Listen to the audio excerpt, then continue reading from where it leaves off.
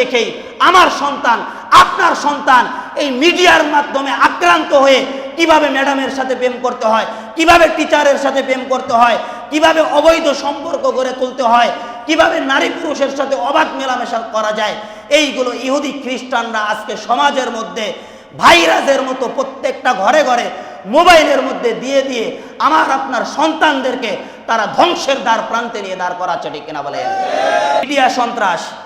দেখেন, এই রমজান মাস আসলে মিডিয়া বিভিন্ন চ্যানেলগুলো চিন্তা করে কিভাবে এই রমজান মাসকে আমরা বিভিন্ন নাটক, সিনেমা, টেলিফিল্ম এইগুলো এই ঈদের মধ্যে সাপ্লাই দিতে পারি। এই জন্য তারা বিভিন্ন শিল্পীদের মাধ্যমে বিভিন্ন নাটক, সিনেমা তৈরি করতে থাকে, ঠিক কিনা বলেন?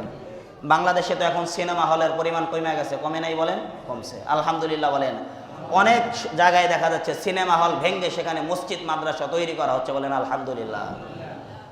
মোহতারাম হাজিরিন, এই যে দেখেন সন্তানকে কিভাবে মিডিয়া খারাপ করে। দেখেন, একটা নাটক, এরপরে শর্ট ফিল্ম, টিভির মধ্যে তাদের প্রধান যেই মেসেজটা থাকে সেটা হলো এই, একটা ছেলে একটা মেয়েকে ভালোবাসে, মেয়ের পরিবার অনেক ধনী থাকে, ছেলে থাকে গরিব রিক্সাওয়ালার ছেলে, কিন্তু সে মেধাবী থাকে।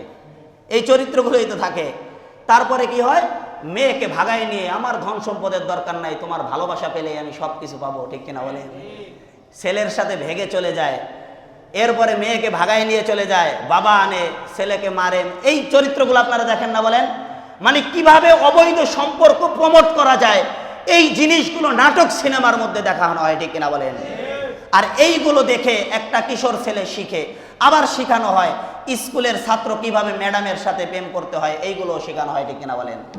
আবার প্রাইভেট টিচার কিভাবে ছাত্রীর সাথে প্রেমে পড়ে, এই জিনিসটাও এই মিডিয়ার মাধ্যমে দেখানো হয়, ঠিক কিনা বলেন?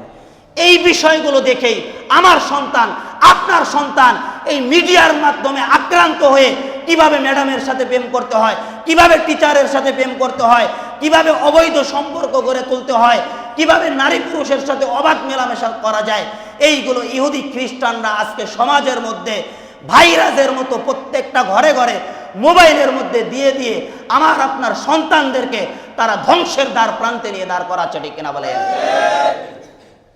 এই কারণে এই মোবাইল থেকে, মিডিয়া সন্ত্রাস থেকে আমাদেরকে হেফাজত থাকতে হবে, সতর্ক থাকতে হবে, ঠিক কিনা বলেন?